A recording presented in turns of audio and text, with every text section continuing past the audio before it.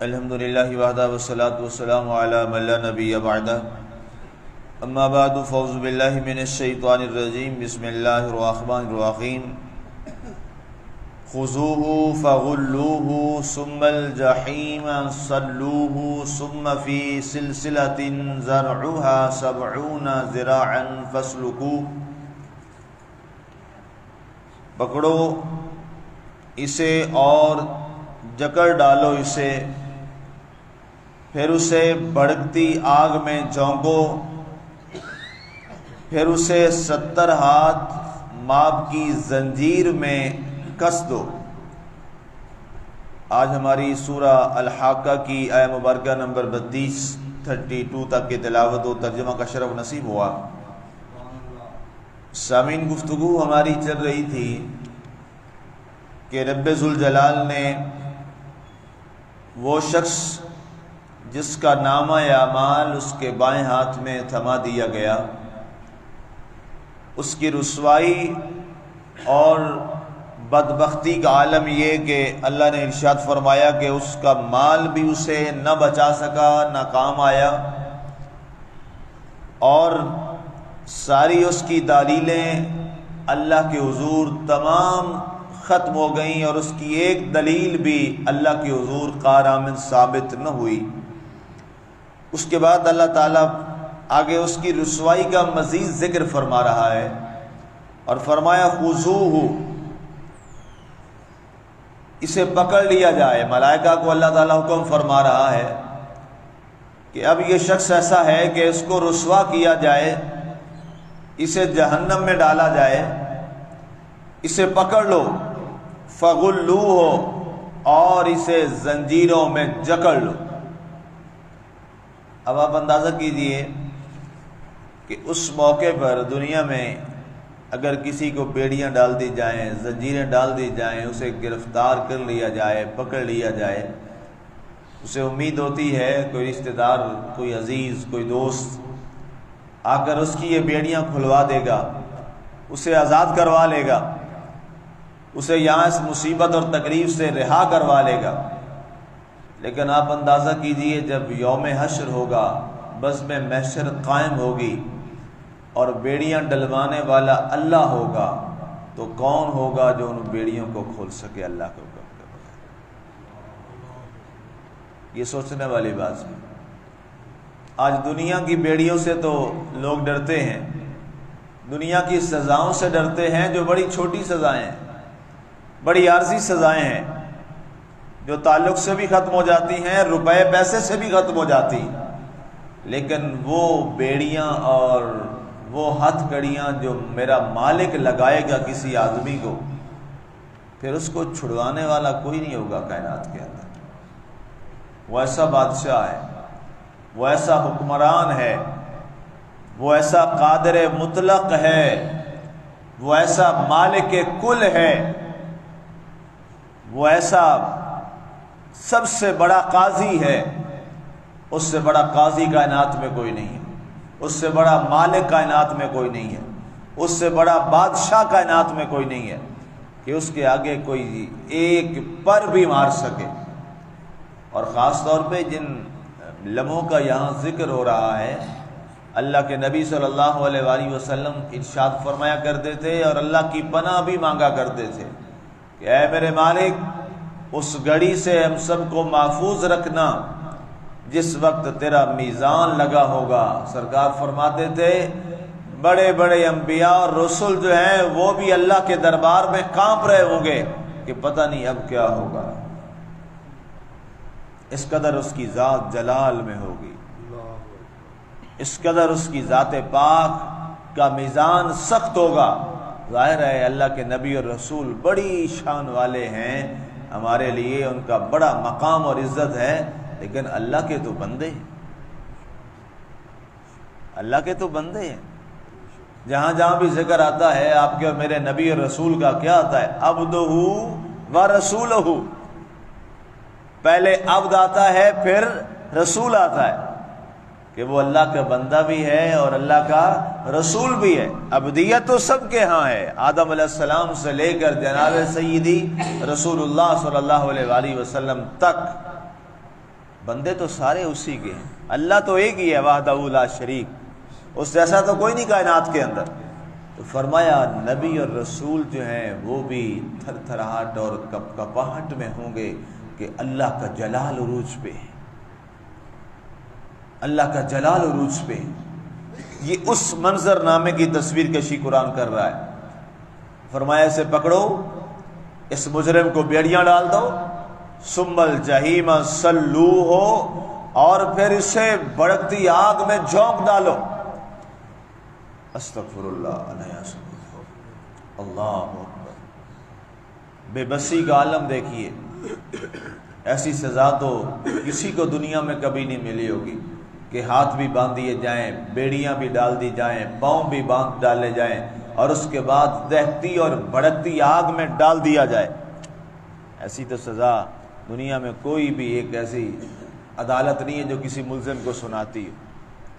اتنی تکلیف دہ اور سخت سزا ہے۔ پھر تو پتہ چلا یہ بہت چھوٹی عدالتیں ہیں، سب سے بڑی عدالت میرے اللہ کی عدالت ہے، جس سے آج کا انسان غافل ہے، جس سے آج کا مسلمان غافل ہے، اور دنیا والوں سے بچ کر، لوگوں سے بچ کر کہتا ہے کہ لوگوں سے بچ جاؤں، لیکن اس کو سوچنا ہوگا لوگوں کی نگاہوں سے تو بچ جائے گا، اپنے مالک کی نگاہ سے کیسے بچے؟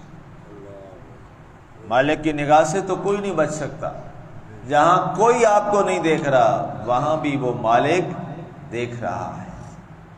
انہ هو السمیع البصیر، قرآن فرماتا ہے جہاں سب کی سماعتیں ختم ہو جاتی ہیں وہاں پر وہ سننے والا ہے، جہاں سب کی بصارتیں ختم ہو جاتی ہیں وہاں پر وہ بصیر، دیکھنے والا ہے۔ قرآن میں یہ آیت آپ کو بار بار ملے گی پڑھنے کو، انہ هو السمیع البصیر، هو السمیع البصیر۔ اور لوگوں، اللہ سننے والا ہے سب سے بڑھ کے، اللہ دیکھنے والا ہے۔ ایک بار ہی اللہ بتا دیتا کافی تھا، یقین ہو جاتا، ایک آیت کافی تھی، لیکن بار بار یہ کیوں آیت دہرائی جاتی ہے؟ تاکہ انسان کے اندر یہ بات مضبوط کر دی جائے کہ جو تیری بات ہے، جو اتنی آہستہ کہے کسی کو نہیں سنائی دیتی، اللہ وہ بھی سن لیتا ہے، اور جو کسی کو نہیں دکھائی دیتی اللہ وہ بھی دیکھ لیتا ہے۔ تو گویا ہم اللہ کے ہاں ہر ایک قدم قدم پر اور ایک ایک حرف پر ہم اللہ کے حضور جواب دیں۔ اللہ کے نبی صلی اللہ علیہ وآلہ وسلم اکثر آپ اپنی زبان مبارک کو ایسے نکالتے، یوں پکڑ لیتے، اور کیا فرماتے تھے؟ فرماتے تھے اس کی ضمانت تم مجھے دے دو۔ زبان کو نکال کے پکڑ کے آپ کے اور میرے نبی صلی اللہ علیہ وسلم فرماتے اس کی ضمانت تم مجھے دے دو، اس کی حفاظت کی ضمانت تم مجھے دے دو، میں محمد صلی اللہ علیہ وسلم تمہیں جنت کی ضمانت دیتا ہوں۔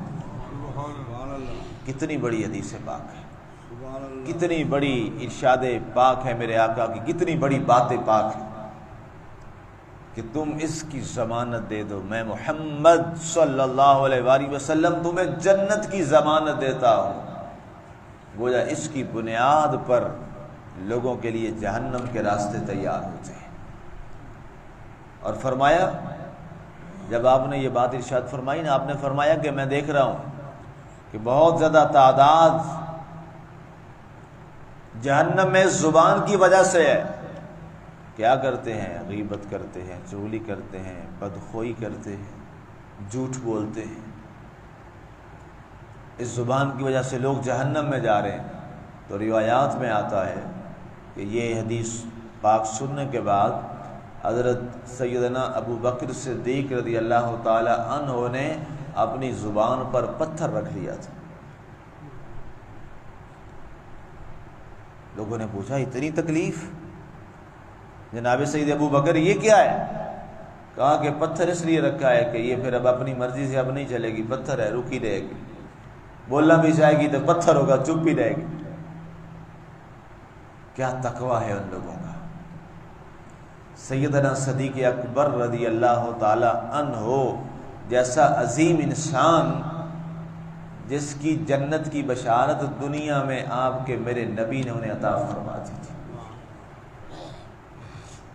دنیا میں فرمایا تھا ابو بکر فی الجنہ، ابو بکر تم جنتی ہو، ان کو مہر لگا دی جناب سید رسول اللہ صلی اللہ علیہ وآلہ وسلم نے، جن کے شب و روز کیسے گزرتے ہیں، جنہوں نے ساری زندگی اپنے پیارے نبی صلی اللہ علیہ وآلہ وسلم کی خدمت میں گزار دی، غاروں میں ساتھ، سفر میں ساتھ، حضر میں ساتھ، دکھ میں ساتھ، سکھ میں ساتھ، گھر میں ساتھ، باہر ساتھ، ہجرت میں ساتھ، قیام میں ساتھ، نمازوں میں ساتھ، تبلیغ میں ساتھ، ہر لمحہ آقا کریم علیہ الصلوۃ والسلام کے ساتھ جنہوں نے زندگی گزار دی، ان کا نام سیدنا صدیق اکبر رضی اللہ تعالیٰ۔